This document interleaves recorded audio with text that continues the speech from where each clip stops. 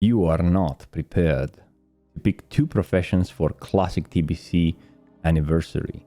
While in Classic was pretty straightforward and everyone knew exactly what to pick for raiding or for gold making, TBC is a bit more complex, has more variety, and a couple of bonuses that are kind of hard to miss. So we made this tier list where we're going to rank professions from S tier to D tier based on whatever they bring. Now keep in mind, this is not specifically for PvP, this is not specifically for gold making, and not specifically for PvE. It's just an overall kind of reminder of the TBC professions. So I'm going to link them based on my opinion, and if you have multiple alts, this might help you a lot because, well, you're going to be able to pick more of them. We're going to start with one of the professions that's available for all the classes, and it's going to be Enchanting. Enchanting, in my opinion, goes straight up here to S tier, and for a variety of reasons. First reason, it's easy to level. You're going to find a lot of greens to disenchant all the way up, and once you get to about 360, I think was skill, you're going to be able to enchant your rings with 12 spell power, I think it was 20 healing power or 26 healing power, and 2 weapon damage. There is another enchant with 4 stats that comes in a different patch. For the beginning, this is going to be available. On top of that, if you have some of the previous enchants from vanilla, like Crusader and so on, spell power, you're going to be able to kind of still sell them and still make money from them. Once you get to Kara, you get Mongoose, Executioner, and so on. And it's going to be easy to level, really inexpensive to level, and bring decent profit, especially if you get your hands on an early Mongoose or Executioner recipe. On top of that, I'm not sure if it's going to be able to drop and enchant your rings, so max out. This is like try hard stuff. You max out enchanting, you drop, you enchant your rings and then you drop it and you pick another profession. I'm not sure if that's going to work on anniversary, probably it's going to be fixed, but if that's the case still, enchanting is good for all the classes, overall good, provides great benefits specifically for casters and healers. 24 spell power, it's like, wow. Moving on to the next profession, Blacksmith. I wanted to give it a B tier, but then I changed my mind and I gave it an A tier because in phase 1 it's kind of valuable. Specifically overall, like there are not a lot of classes benefiting from it. I think the classes benefiting the most from it would be Arms Warrior, Fury Warrior, Red Paladin, and probably Enhancement Shamans. This has both implication PvE and PvP, because you can get that Lionheart Champion or the mace, the two-handed mace with stun, which is great in arena, gives a lot of stats, stamina, plus a proc. And for dual wield users such as shamans, they can use both two-hand and the one-handed maces with haste, such as the Fury Warriors as well. Those are weapons that are really great early on, and you're going to be able to upgrade them later in the content, but it's going to give you a nice boost. A tier, I would have gone for B tier because it's really expensive to level. It's going to cost you a fortune and to craft those things. But in the end, the rewards are going to be quite nice. Moving on to the next, Jewelcrafting, which is the new profession which will be added into the pre-patch. I gave it an A tier. And Jewelcrafting is kind of interesting. Everything is new to it. You're kind of making jewelry and trinkets. But none of them in phase 1 really stand out. Maybe there's the rogue one, the figurine that gives you an extra level of stealth that can be useful. And other than that, you have the epic gems, which are unique equipped. You can get 3 of them equipped, 1 blue one, 1 red, and 1 yellow. When it comes to PvE, a lot of people will use specifically red gems, so you're going to be able to use only 1. Maybe you put a yellow one. When it comes to tanks, tanks might be able to put the stamina one as well, so it's kind of nice. But when it shines, whatever it shines, I think it's going to be in Arena, because in Arena you're going to be able to benefit from all 3 of them. Other than that, until like later phases when you get like the really nice Sunwell necklaces and so on, it's not going to bring you a lot of benefits. Now, the real beauty of Jewelcrafting comes from prospecting and making gems. It's going to be hard to get some of the cool recipes, you know, like Living Ruby and so on. But eventually, once you gather those recipes, you start cutting consistently those gems and you start prospecting Adamantite ore, it's going to probably make you potentially a lot of money. We don't know exactly how the market and anniversary is going to go on this time, but it's the profession with the highest potential when it comes to money making. Moving on to Alchemy, which was pretty good and classic. In TBC, it receives kind of like a change. Now you can have 2 elixirs, one battle elixir and one guardian elixir. And if you're using a flask, it's going to count both as battle and guardian elixir. So the overall use of consumables gets reduced by a lot. That's the first thing. Alchemy in phase 1 doesn't give a lot of benefits. I mean, you have one trinket which is called the Alchemy Stone, which gives 15 all stats plus gives 40% extra benefits to healing and mana potions, which I think is a great trinket if you're playing a feral druid or something. But until later phases, you're not gonna get really cool trinkets. Other than that, you're gonna have 3 potential specializations. One is Transmute Mastery, I think one is Elixir Mastery, and then one is Potion Mastery. I think Transmute Mastery is going to give you opportunities to make a lot of passive income by transmuting Primal Might and so on. Potion Mastery also when you make those haste potions, so there is potential to it. But compared to other professions which give straight up good things such as enchanting, the enchants on the ring, or blacksmithing the weapons that are going to last you for a while, I think alchemy is just kind of like lower on the tier. Moving on to the next profession, which is engineering. Engineering gets an obvious S rank, and just like enchanting, it's able to be learned by all the classes and it's going to be beneficial for all the classes. And although you don't get the epic goggles in phase 1, it still has a lot of cool stats.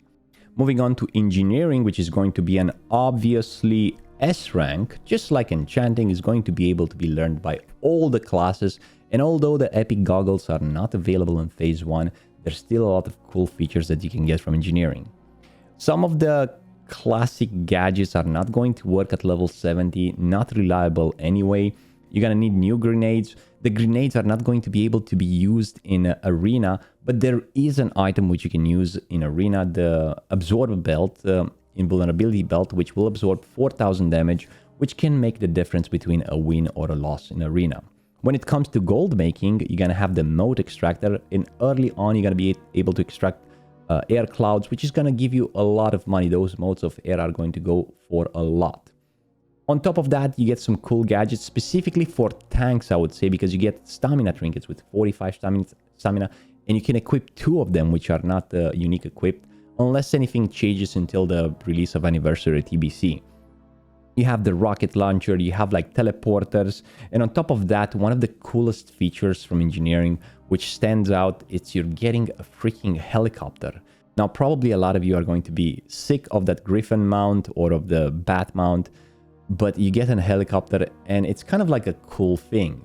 You have the new sapper charges, which are also beneficial for AoE threat and also for damage in large packs, AoE damage in raids and dungeons and so on. And the cool thing about it is that the new sappers do not share cooldowns with the old sappers, so you can use one after another, which kind of brings a lot of benefit to damage early on.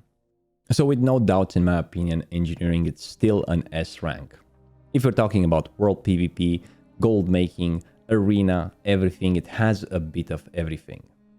Moving on to tailoring. Tailoring, I'm going to give it an A tier, and mostly because Burning Crusade, it's a caster-friendly expansion. There are going to be more caster playing, such as warlocks, mages, shadow priests, and so on. And early on, this profession brings them a set, 2 sets, which is quite beneficial. It's best in slot for phase 1, although there are some arguments that some combinations might be better. In order to get the proc bonuses from those sets, such as like the 92 spell power for the spell strike set, and the healer set has like converts 10% of your intellect to healing power, you kind of want to have it. On top of that, tailoring brings some nets, netherwave nets, which are great in world PvP or whenever you try to get away from a mob, so on. There's going to be tailoring specialization right now, and in order to transmute some of those cloths, you're going to have to waiting about 96 hours, which will drive the price up of those cloths. There's a specialization for every tailoring, and you're going to have a chance to get a double proc. You can learn tailoring to 375 even from level 50, but in order to pick a specialization, you're going to need to be level 60. A lot of people will have multiple alts with tailoring and maybe alchemy as well. Just for the transmute, you log every once and now and you transmute a primal might and 1 cloth, and then you make a lot of money as the demand is going to be crazy. I think Tailoring overall is going to be an A tier, and it's going to be paired great with Enchanting for a lot of casters. I'm talking here about Boomkins, Warlocks, Mages of all kinds, Shadow Priests, Healers as well. It's going to be good, and it's going to last you for a while. Probably in a different phase, you're going to be able to change it, although there are recipes through all of TBC that are great.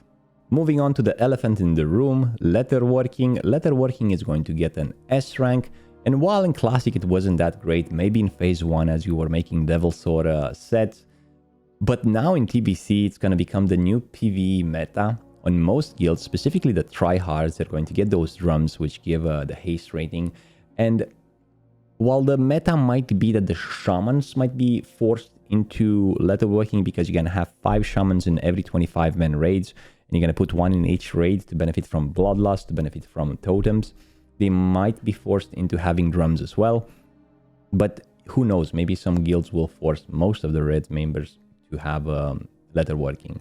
On top of that, if you pick Leatherworking, it's not a bad profession overall, because first and foremost, it's going to give a couple of sets which are not that great. For example, for Hunter, you don't even need them as you're going for the Beast Lord set. But you're going to be able to make money by making riding crops, by making leg enchants, which are going to be quite pricey. I think I remember I used to pay 500 gold back in Classic TBC and so on. Plus, it works great with skinning. Finally, you're going to be able to get this combo again. Skinning plus Leatherworking. I recommend this profession mostly to shamans, rogues probably, and hunters. It depends, but we'll see if the meta will become with drums and everyone in raid will have it, or if the shamans will pick it mostly. Moving on to the gathering profession, I'm going to start with mining, and although I recommend this profession mostly for alt, if you have it on your main, it's fine. It's gonna be definitely good for money making, because mining fuels engineering, it fuels blacksmithing, it fuels jewel crafting, and for the entirety of TBC. So even if you have it on the main, early on you're gonna be able to pick a lot of fel iron, adamantite, corium, and so on.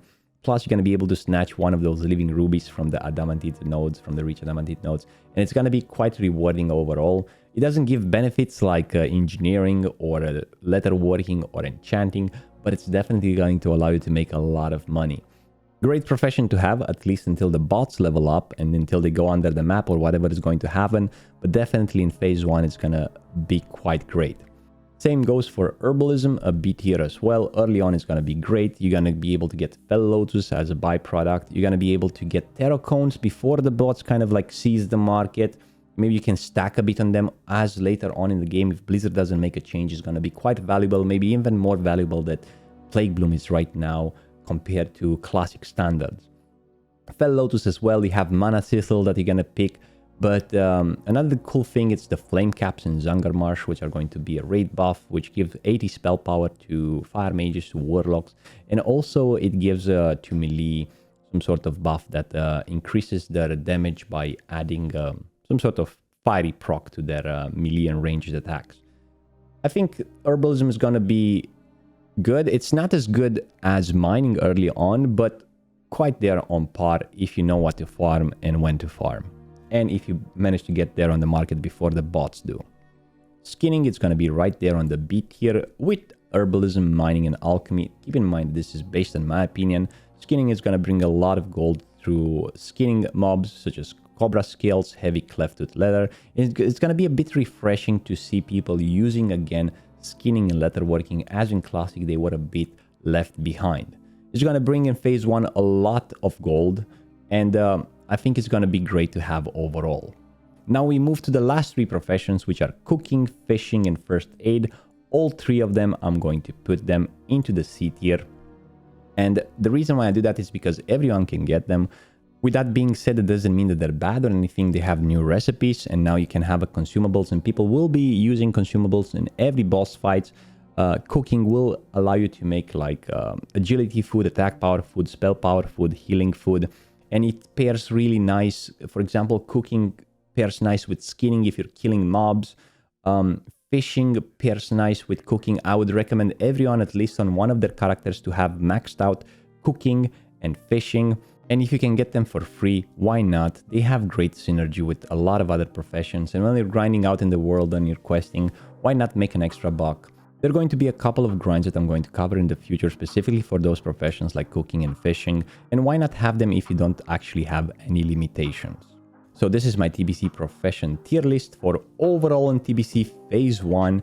Keep in mind that any of those professions are fine to pick. It's not going to be a huge difference in your gameplay unless you're like an elite 1% of the parsers and so on. If you're trying to sweat hard, maybe then. But even then, those people know exactly what to choose even before TBC is launched. All of them are going to be great picks and you're going to have fun with them. With that being said, I'm going to see you guys at twitch.tv/Frostadamus. And if you're planning to play TBC and you're going to get one of those guides from Rusted XP, make sure to use the link in my description as you get 10% off and I also get some benefit from each sale. Thank you very much for watching. Let me know in the comments down below what you think about this tier list. Keep in mind that this is just my personal opinion. If I missed anything or so on, let me know in the comments down below. Until next time, stay frosty. Bye-bye!